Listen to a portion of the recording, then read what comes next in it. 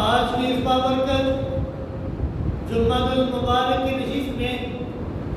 مجھے آپ حضرات کے سامنے جس عنوان پر نقوشائی کرنے کی سعادت حاصل ہوئی ہے وہ ہے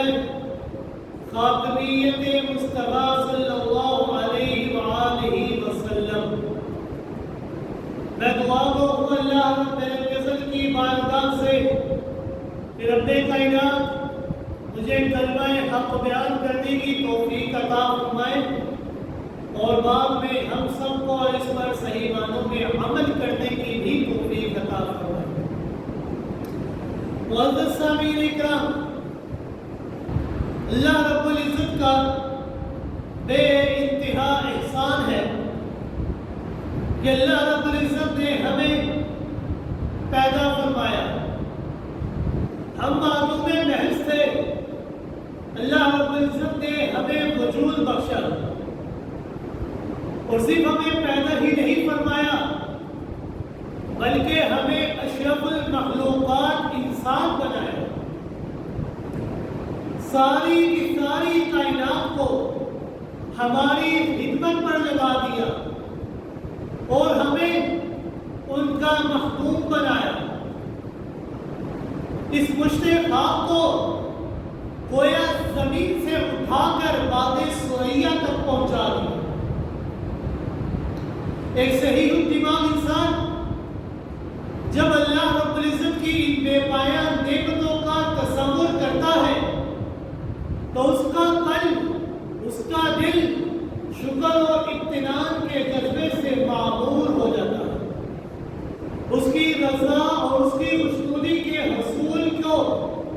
ذریعہ اطمینان سمجھتا ہے اور اس کی ناراضگی اور غصے کو اپنے لیے ذریعہ خسران سمجھتا ہے، ذریعہ نقصان سمجھتا ہے۔ اور یہ بات اظہر من الشمس ہے کہ انسان کے پاس تو کوئی ایسا طریقہ موجود نہ تھا کہ وہ یہ بات معلوم کر سکے کہ اللہ رب العزت کن عقائد، کن اعمال، کن افعال سے خوش ہوتے ہیں اور کن افعال، کن عقائد، کن اعمال سے ناراض ہوتے ہیں۔ تو اللہ رب العزت نے انسانوں کی آسانی کے لیے نبوت و رسالت جیسا عظیم الشان سلسلہ جاری فرمایا۔ انبیاء کرام اور رسل اعظام علیہ السلام کو مبعوث فرمایا، ان کے اوپر وحی نازل فرمائی، وہ آ کر مخلوق کو اللہ رب العزت کے احکامات سے آگاہ کرتے گے۔ نبوت اور رسالت کا یہ عظیم الشان سلسلہ جس کی ابتدا سیدنا آدم علیہ السلام سے ہوتی ہے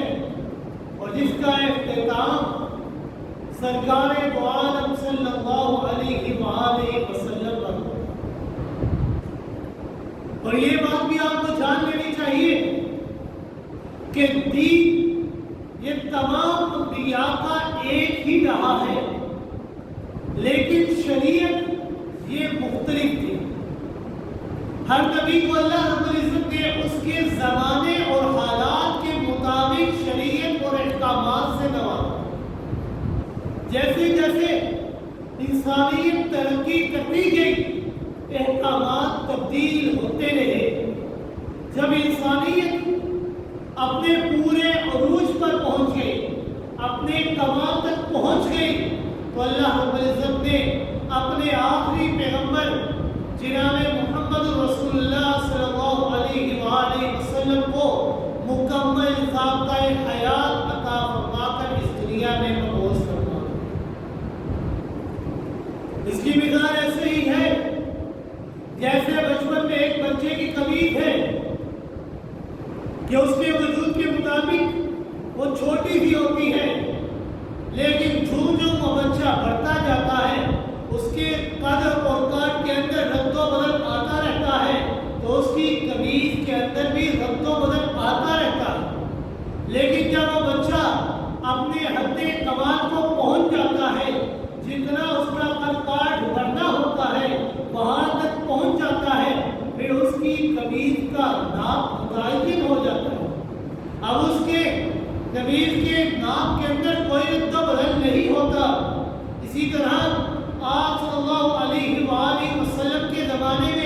انسانیت بلحاظ تہذیب و تمدن کے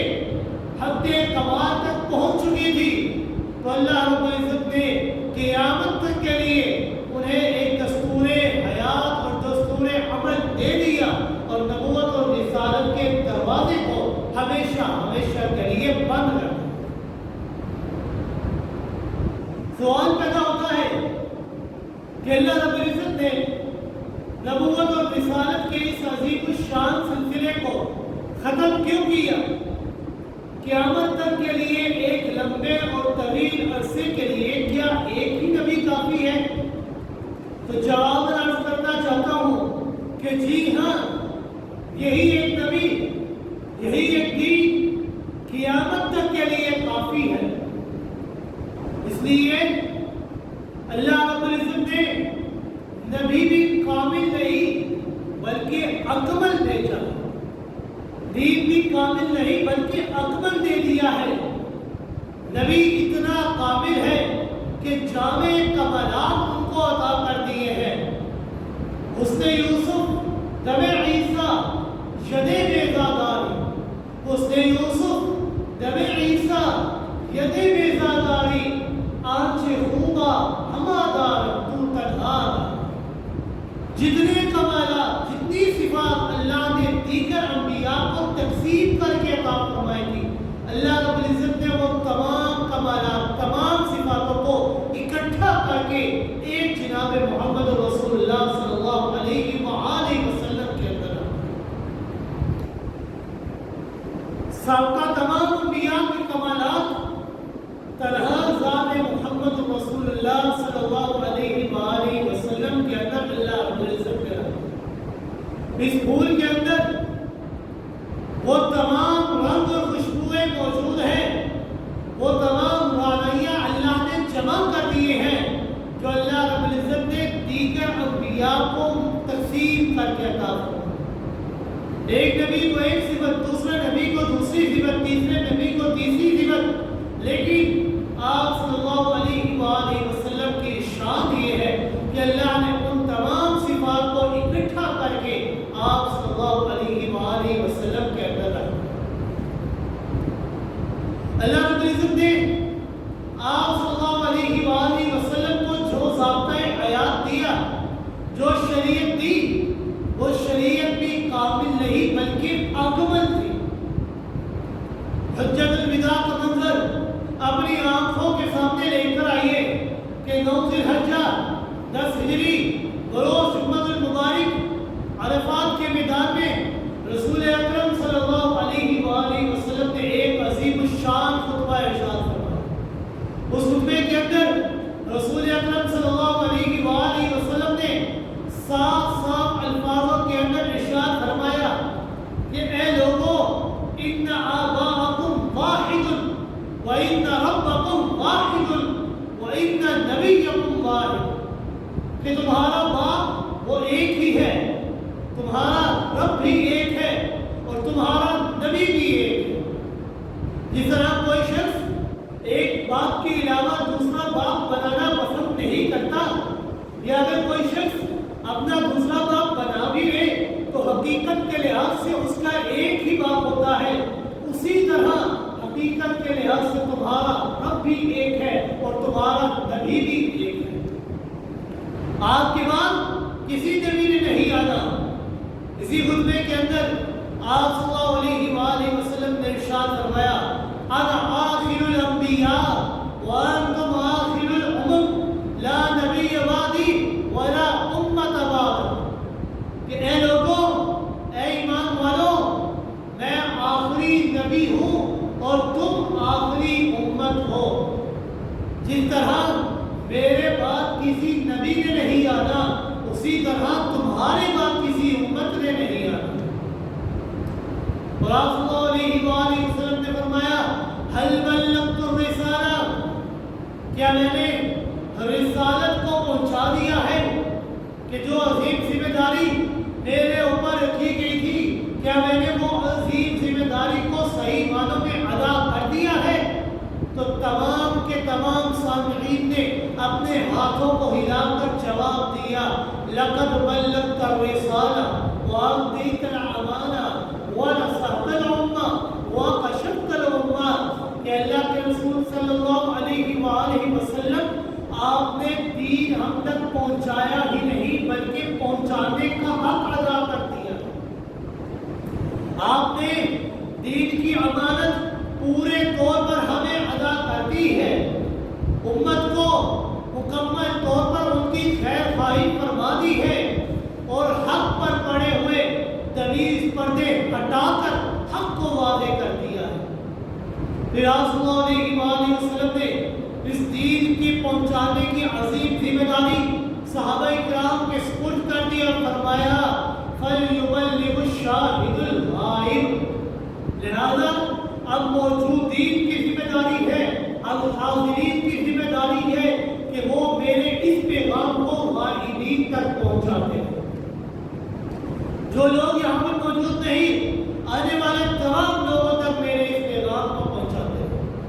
پھر اسی روز اللہ رب العزت نے سرکار دو عالم صلی اللہ علیہ وآلہ وسلم پر اپنی آیت مبارکہ کا نزول فرمایا، وحی نازل فرمائی اليوم اکملت لکم دینکم واتممت علیکم نعمتی ورضیت لکم الاسلام دینا. کہ آج کے دن اللہ رب العزت نے تمہارے لیے تمہارے دین کو مکمل کر دیا ہے، اپنی نعمت کو تمہارے اوپر مکمل کر دیا ہے اور تمہارے لیے دین کو بطور اسلام پسند کر دیا. ظاہر بات ہے کہ دین کامل ہونے کا مطلب ہی یہی ہے کہ اس کے اندر کمی بیشی کی کوئی گنجائش بھی باقی نہیں. اب اس کے اندر ترمیم اور تبدیلی کا کوئی سوال پیدا نہیں ہوتا. اس کے اندر رد و بدل کا کوئی شک پیدا نہیں ہوتا. اب قیامت تک کے لیے یہی دین سب کے لیے نافذ العمل رہے گا. ہر موقع اور محل کے لیے، ہر طبقے اور ہر قوم کے لیے، ہر قرن و زمانے کے لیے اسی کے اندر رہنمائی موجود ہے. اس کے علاوہ کسی اور چیز میں رہنمائی حاصل نہیں ہو سکتی. جب دین کامل اور مکمل ہو گیا، دین پہنچانے کی ذمہ داری آپ صلی اللہ علیہ وآلہ وسلم نے امت کے سپرد فرما دی، تو اب کسی نئے نبی کے آنے کی ضرورت بھی باقی نہیں رہتی. اور کوئی تو بندہ یہ نہ سمجھے کہ دین جس وقت آیا تھا اس وقت کامل اور مکمل تھا، لیکن قرآن صلی اللہ علیہ وآلہ وسلم نے کامل اور مکمل طور پر ہم تک پہنچایا ہے، لیکن مرور زمانہ کے ساتھ، زمانے کے گزرنے کے ساتھ ساتھ اس کا کچھ حصہ کہیں ضائع نہ ہو گیا. اگر ضائع ہو گیا تو دین محفوظ کیسے رہے گا؟ جیسے کہ دیگر آسمانی کتابیں تورات ہے، زبور ہے، انجیل ہے، باقی دیگر صحیفے ہیں، وہ جس طرح اپنی ہستی عالم کے اندر محفوظ نہیں رہی، ان کے اندر رد و بدل ہو گیا، مرور زمانہ کے ساتھ ان کے اندر تبدیلی آتی رہی. تو کیا ایسا ہو سکتا ہے کہ زمانے کے گزرنے کے ساتھ ساتھ اس قرآن کے اندر بھی رد و بدل آ گئے؟ تو جواب سن لیجیے کہ نہیں، ایسا ہرگز نہیں ہو سکتا. ایسا کیوں کر ہو کہ اس جیسی عظیم الشان کتاب کی ذمہ داری خود اللہ رب العزت نے لے لی ہے. اور اللہ رب العزت نے فرمایا اِنَّا نَحْنُ نَزَّلْنَا الذِّكْرَ وَإِنَّا لَهُ لَحَافِظُونَ. کہ اس قرآن اس ذکر کو میں اللہ نے نازل فرمایا ہے اور اس کی حفاظت کی ذمہ داری میں اللہ رب العزت خود لے گا. اور اس کی ذمہ داری اللہ رب العزت لے لے، پھر اس کے اندر چاہے جتنے مرضی زمانے گزر جائے، جتنی مرضی مشکلات آ جائے، جتنی مرضی آسانی آ جائے، اس کے اندر ایک نقطے کا بھی رد و بدل نہیں ہو سکتا. اور یہ بات بھی یاد رکھیے گا کہ دیگر جتنی بھی آسمانی کتابیں نازل ہوئی،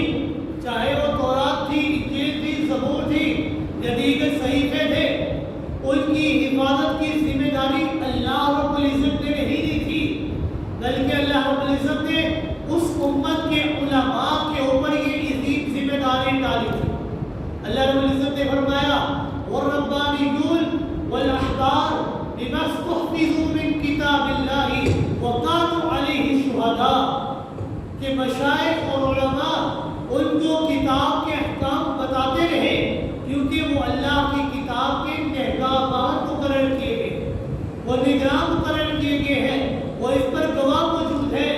لیکن جو اللہ کی آخری کتاب ہے، قرآن مجید ہے، اس کی حفاظت کی ذمہ داری اللہ نے علماء کے کندھوں پر نہیں ڈالی، بلکہ اللہ رب العزت نے اس کی ذمہ داری خود اپنے اوپر لی۔ اِنَّا نَحْنُ نَزَّلْنَا الذِّكْرَ وَإِنَّا لَهُ لَحَافِظُونَ، ہم نے اسی ذکر کو نازل کیا اور ہم خود ہی اس کے محافظ ہیں۔ علماء یہ ذریعہ حفاظت تو ہے، مگر اصل محافظ یہ اللہ کی ذات ہے۔ حفاظ کرام کے ذریعے اللہ رب العزت نے قرآن کے الفاظ کی حفاظت کی، قرآن کے ذریعے اللہ رب العزت نے اس کے لب و لہجے کی حفاظت کی، کتاب کے ذریعے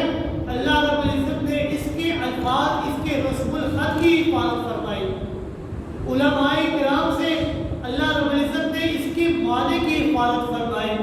حکماء اسلام سے اللہ رب العزت نے اس کی حکمتوں کی حفاظت فرمائی، اور فقہاء اسلام کے ذریعے اللہ رب العزت نے اس کی علتوں اور اس کی اسرار کی حفاظت کروائی۔ یہ اللہ رب العزت نے اس کی حفاظت دی ہے، اور یہ بات آپ جانتے ہیں کہ اللہ تعالیٰ نے قرآن مجید کے علاوہ احادیث نبویہ کی حفاظت اور صیانت کا ذکر کیا، مگر کیسا حیرت انگیز نظام قائم فرمایا۔ کسی احادیث کی حفاظت کے لیے محدثین اکرام نے تقریباً 5 لاکھ راویوں کے حالات بھی محفوظ کر دیے۔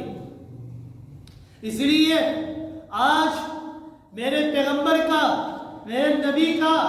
اٹھنا، بیٹھنا، سونا، جاگنا، چلنا، پھرنا، حتیٰ کہ جوتے پہننا، کپڑے پہننا، اتارنا، تھوکنا بھی محفوظ ہے۔ آپ کی ایک ایک ادا کو صحابہ کرام نے اس طرح محفوظ کر دیا ہے، اور صرف محفوظ ہی نہیں کیا بلکہ امت تک پہنچایا بھی ہے۔ ایک دفعہ پیغمبر کائنات صلی اللہ علیہ وآلہ وسلم میت کے گھر رہنے والی عورتوں کے مصنوعی رونے کا ذکر فرمایا، اگرچہ ان کو حقیقی رونا نہیں آتا، مگر انہوں نے یہ طے کر لیا کہ ہم نے اس میت کے اوپر اتنے عرصے تک نوحہ اور گریہ کرنا ہے، اتنے عرصے تک ہم نے رونا ہے۔ پھر وہ کپڑا منہ کے اوپر ڈال کر رونے کی آوازیں کرتی رہی۔ یہ بات فرماتے ہوئے آپ صلی اللہ علیہ وآلہ وسلم نے صحابہ اکرام کو اسی طرح مصنوعی رونا رو کر دکھایا۔ صحابہ اکرام نے جب یہ روایت اپنے شاگردوں کو بیان فرمائی تو آپ صحابہ اکرام بھی اپنے شاگردوں کو اسی طرح ادائیں بھی ذکر کر کے دکھاتے جس طرح رسول اکرم صلی اللہ علیہ وآلہ وسلم بھی ادا ذکر کیا کرتے۔ ایک موقع پر سیدنا حضرت عبداللہ بن مسعود رضی اللہ تعالیٰ ایک حدیث بیان فرماتے ہوئے ہنسنے لگے، اور پھر شاگردوں سے پوچھا، اللہ تسألونی مما اضحکو، کیا شاگردوں تم نے مجھ سے سوال کیوں نہیں کیا کہ میں ہنس کیوں رہا ہوں؟ شاگردوں نے سوال کیا، وما تضحکو، کہ عبداللہ بن مسعود رضی اللہ تعالیٰ آپ ہنس کیوں رہے ہیں؟ حضرت عبداللہ بن مسعود رضی اللہ تعالیٰ فرماتے ہیں، ہاکذا ضحک رسول اللہ صلی اللہ علیہ وآلہ وسلم، کہ یہ حدیث آپ صلی اللہ علیہ وآلہ وسلم نے مجھے بتائی اور مجھے بتاتے ہوئے آپ صلی اللہ علیہ وآلہ وسلم اسی طرح مسکرائے اور مجھ سے سوال کیا کہ عبداللہ بن مسعود آپ مجھ سے سوال کیے کہ آپ مسکرائے کیوں ہیں؟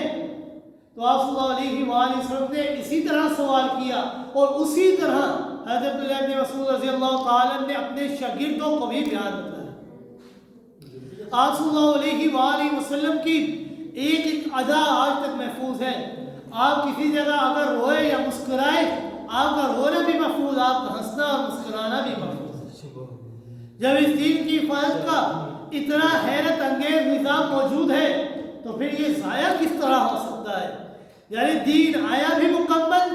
آپ نے بتایا بھی مکمل، صحابہ کرام نے پہنچایا بھی مکمل، اور آج تک اسی طرح کامل اور مکمل شکل میں موجود ہے۔ تو پھر کسی نئے نبی کی ضرورت ہی نہیں رہی اور خاتمیت مصطفیٰ کے اندر کوئی شک و شبہ باقی نہیں رہتا۔ اگر آپ قرآن مجید کے اندر غور و فکر کریں تو پتہ چلے گا کہ یہ آخری دین عالمی دین ہے۔ یہ کسی قوم، کسی طبقے، کسی رنگ، کسی زمانے اور کسی نسل کا مرہون منت نہیں ہے، بلکہ پورے کے پورے عالم کے لیے آیا ہے اور قیامت تک آنے والے تمام لوگوں کے لیے آیا ہے۔ مثال کے طور پر کعبۃ اللہ جو کہ مرکز ہدایت ہے، اس کے متعلق اللہ رب العزت نے فرمایا ان اول بیت وضع للناس، کہ بے شک وہ پہلا گھر تھا جو تمام لوگوں کے لیے مقرر کیا گیا ہے، وہی ہے جو مکے میں۔ قرآن مجید جو منبع رشد و ہدایت ہے، اس کے متعلق اللہ رب العزت نے فرمایا شہر رمضان الذی انزل فیہ القرآن ھدی للناس، کہ یہ رمضان المبارک کا مہینہ، کہ اس کے مہینے کے اندر اللہ رب العزت نے اپنی لا ریب اور بے عیب کتاب قرآن کو نازل فرمایا، ھدی للناس، جو لوگوں کے لیے ہدایت کا ذریعہ ہے۔ امت محمدیہ جو ہدایت یافتہ ہے، اس کے بارے میں اللہ رب العزت نے فرمایا کنتم خیر امت اخرجت للناس، کہ تم سب سے بہترین امت ہو جو لوگوں کے لیے نکالی گئی ہو۔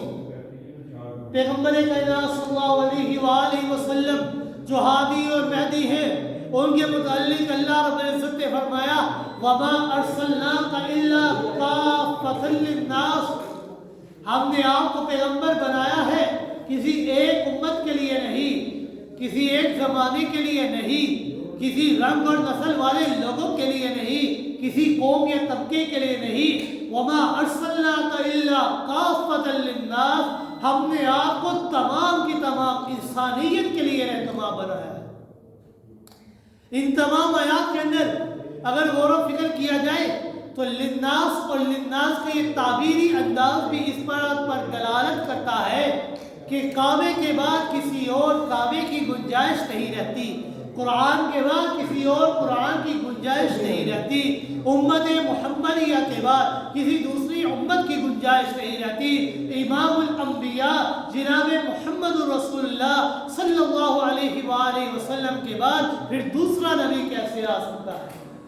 جس طرح اب کوئی شک،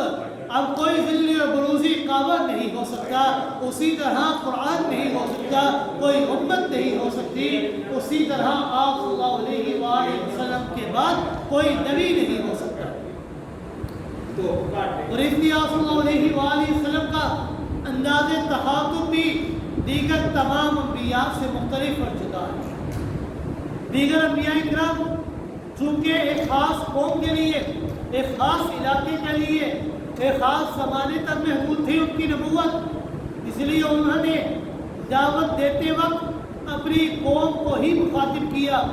یا قوم کا الفاظ اختیار فرمایا۔ قرآن مجید کے اندر متعدد انبیاء کرام کا یہ اندازہ مخاطب موجود ہے، لیکن جب امام الانبیاء جناب محمد رسول اللہ صلی اللہ علیہ وآلہ وسلم کی باری آتی ہے تو اللہ رب العزت اپنے اس انداز تخاطب کو تبدیل کر دیتے ہیں۔ یا اہل مکہ نہیں فرمایا، یا اہل عرب نہیں فرمایا، یا بنی ہاشم نہیں فرمایا، یا اہل مدینہ نہیں فرمایا، بلکہ ایک عمومی انداز اختیار کرتے ہوئے فرمایا یا ایھا الناس انی رسول اللہ الیکم جمیعا، کہ اے لوگوں میں تم تمام لوگوں کے لیے نبی بنا کر بھیجا گیا ہوں، نہ کسی ایک قوم کے لیے، کسی ایک امت کے لیے، کسی ایک خاص رنگ والے کے لیے یا کسی قوم کے لیے نبی نہیں بنا کر بھیجا گیا، بلکہ میں تمام کے تمام لوگوں کے لیے نبی بنا کر بھیجا گیا ہوں، اور میرے بعد کوئی نبی نہیں ہوگا۔ اگر دنیا میں بھی کامیابی چاہتے ہو، آخرت کے اندر بھی کامیابی چاہتے ہو، تو آپ صلی اللہ علیہ وآلہ وسلم کی اتباع کرنی پڑے گی، آپ کی پیروی کرنی پڑے گی۔ سیدنا فاروق اعظم رضی اللہ تعالیٰ آپ صلی اللہ علیہ وآلہ وسلم کی خدمت میں حاضر ہوئے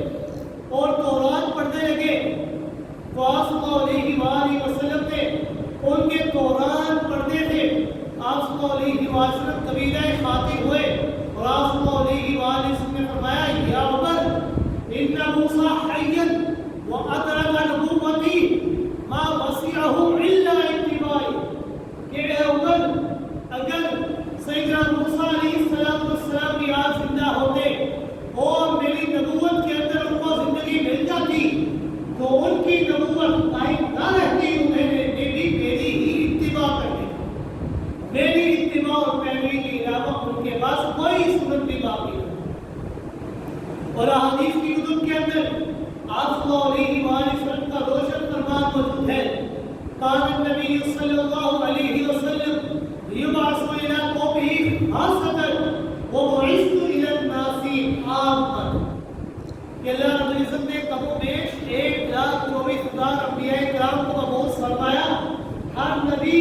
ایک خاص قوم کے لیے اس دنیا کے اندر آئے تھے، لیکن میں محمد کی شان یہ ہے وَبُعِثْتُ إِلَى النَّاسِ عَامَّةً کہ میں ایک خاص قوم کے لیے نہیں آیا بلکہ تمام کی تمام انسانیت کے لیے رہنما بنا کر بھیجا گیا۔ آپ صلی اللہ علیہ وسلم کا یہ انداز تخاطب بھی اس بات پر دلالت کرتا ہے کہ آپ صلی اللہ علیہ وسلم کی نبوت ایک عالمگیر نبوت ہے، آپ کے بعد نہ اور کوئی نبی آ سکتا ہے اور نہ ہی کسی نبی کی ضرورت ہے۔ اور اگر کسی موقع پر کوئی اختلاف پڑ جائے تو اختلاف کو حل کرنے کی صورت کیا ہوگی؟ پہلی امتوں کے اندر اگر اختلاف پیدا ہو جاتا تو اللہ رب العزت ایک نبی کے بعد دوسرے نبی کو بھیج دیا کرتے۔ کان الناس امۃ واحدہ، امت ایک ہوا کرتی تھی، لیکن جب ایک نبی اس دنیا سے بڑھتا ہو جاتا اور اس امت کے اندر اختلاف ہو جاتا، فبعث اللہ المبشرین نبیین مبشرین و منذرین، تو اللہ رب العزت اس امت کے اندر ایک اور نبی بھیجتے تھے جو لوگوں کو بشارت دیا کرتے تھے اور لوگوں کو اللہ کا احکامات کے بارے میں بتایا کرتے تھے۔ سوال یہ پیدا ہوتا ہے کیا اب ایسی کوئی صورت ہو سکتی ہے، کیا کوئی نبی آ سکتا ہے یا نہیں؟ تو جواب یہ ہے کہ ایسی صورت میں نہ تو کوئی نبی آ سکتا ہے اور نہ ہی کسی نبی کے آنے کی ضرورت ہے، کیونکہ آپ کی سنت، آپ کا طریقہ اور آپ کے خلفاء راشدین کے طریقے کو ہی ہمارے لیے مشعل راہ ٹھہرایا ہے۔ آپ صلی اللہ علیہ وسلم کا ارشاد ہے کہ آپ صلی اللہ علیہ وسلم نے فرمایا اِنَّهُ مَن يَعْشِ مِنكُم بَعْدِي فَسَيَرَىٰ اخْتِلَافًا كَثِيرًا فَعَلَيْكُم بِسُنَّتِي وَسُنَّتِ الْخُلَفَاءِ الرَّاشِدِينَ الْمَهْدِيِّينَ، یہ لوگوں جو آدمی بھی تم میں سے میرے بعد زندہ رہے گا وہ بہت سے اختلافات کو دیکھے گا، ایسی صورتیں دیکھے گا جو میرے دور میں نہیں تھی، لیکن ایسی صورت کے اندر تمہیں میری سنت اور میرے ہدایت یافتہ صحابہ اکرام خلفاء راشدین کی سنت کے طریقے کو اپنانا ہے، تب اس موقع پر اس صورت سے تم اپنے آپ کو عزت و عزت کے ساتھ نکال سکتے۔ اور ایک موقع پر آپ صلی اللہ علیہ وسلم نے ارشاد فرمایا کانت بنو اسرائیل تسوسهم الانبیاء کلما ہلک نبی خلفہ نبی وانہ لا نبی بعدی وسیقول خلفاء الراشدین فیکسرون، کہ بنی اسرائیل کی سیاست اور انتظام خود انبیاء کرام کے ہاتھ میں تھا،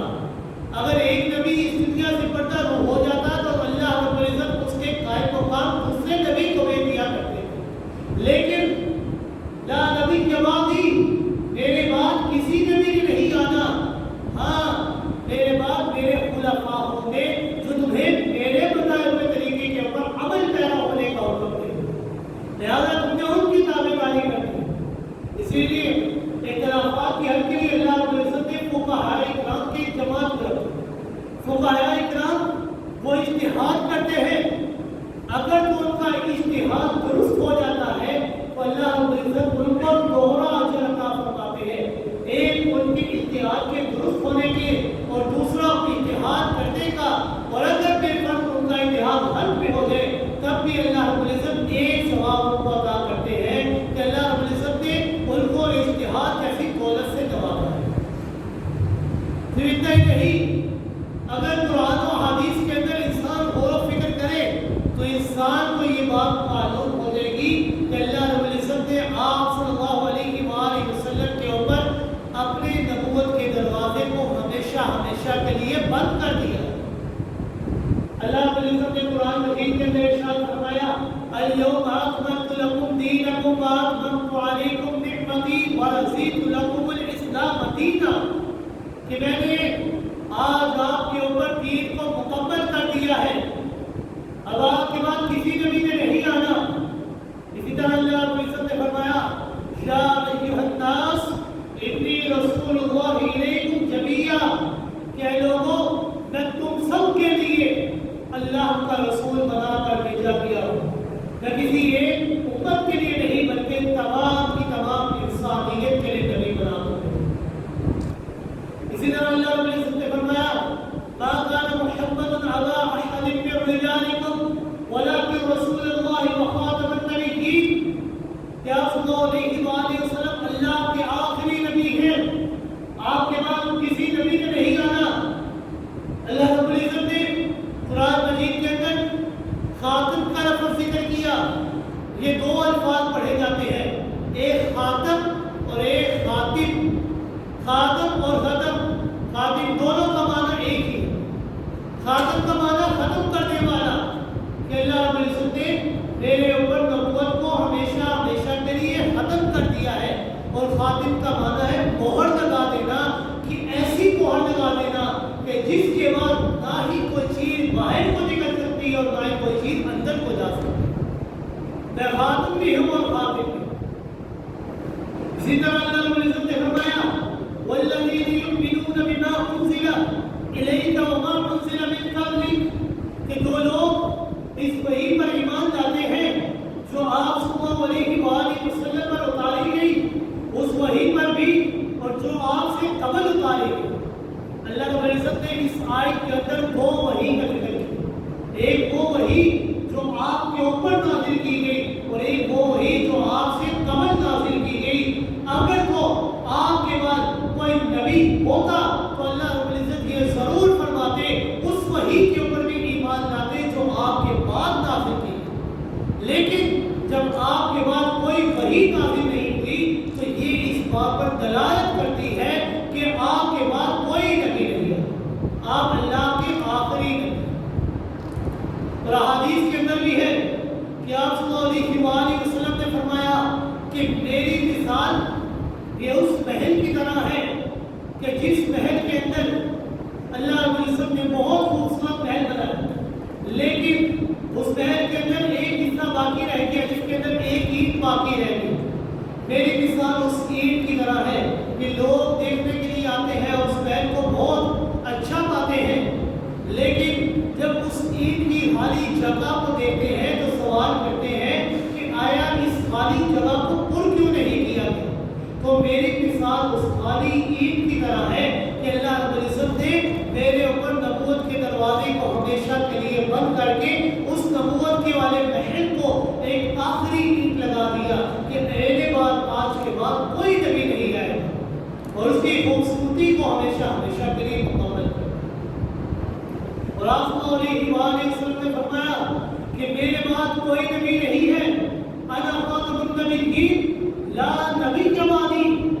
میرے بعد کوئی نبی نہیں ہے، میں آخری نبی ہوں۔ اور اگر انسان کو اس دنیا کے اندر اور آخرت کے اندر کامیابی چاہیے تو آپ صلی اللہ علیہ وآلہ وسلم کے بتائے ہوئے طریقے کے مطابق اپنی زندگی کو بسر کرنا پڑے گا، کیونکہ آپ صلی اللہ علیہ وآلہ وسلم کی حیات طیبہ، آپ صلی اللہ علیہ وآلہ وسلم کی سیرت، یہ ہمارے لیے ایک مکمل مثال ہے، مکمل ضابطۂ حیات۔ آپ صلی اللہ علیہ وآلہ وسلم نے زندگی کے ہر نشیب و فراز کے اندر، ہر اتار چڑھاؤ کے اندر ہمیں زندگی بسر کرنے کے طریقے کے بارے میں بتا دیا۔ اگر انسان کو اس دنیا کے اندر کامیابی چاہیے اور آخرت کے اندر بھی کامیابی چاہیے تو آپ کی تابع داری کرتے ہمارے اوپر لازم ہو۔ اللہ رب العزت نے قرآن مجید کے اندر ارشاد فرما دیا قل ان کنتم تحبون اللہ فاتبعونی یحببکم اللہ، کہ اگر تم واقعی دعویٰ کرتے ہو کہ تم اللہ سے محبت کرتے ہو تو تمہیں آپ صلی اللہ علیہ وآلہ وسلم کی تابع داری کرنا پڑے گی، کیونکہ جب تم آپ صلی اللہ علیہ وآلہ وسلم کی تابع داری کرو گے تو تمہیں اللہ کو محبوب بنانے کی ضرورت نہیں پڑے گی، بلکہ اللہ تمہیں اپنا محبوب بنا لے گا۔ یحببکم اللہ ویغفر لکم ذنوبکم، صرف محبوب ہی نہیں بنائیں گے بلکہ تمہاری ساری زندگی کے گناہوں کو بھی اللہ معاف کرے گا، کیونکہ ایک مومن کی شان یہ ہے کہ اس کی زندگی کے اندر دو چیزیں ہیں، یا تو خوشی کا موقع ہے یا مشکلات کے ابھات ہے۔ تو مومن کی شان یہ ہے، صرف اور صرف مومن کی شان یہ ہے کہ وہ خوشی کے لمحے کے اندر اللہ کو شکر ادا کرتا ہے تو اللہ رب العزت نعمتوں سے نواز دیا کرتے ہیں، اور اگر کوئی مشکل وقت آ جائے تو انسان اس کے اوپر بے صبرا نہیں بن جاتا، بلکہ صبر کے دامن کو مضبوطی سے تھام لیتا ہے اور صبر کرتا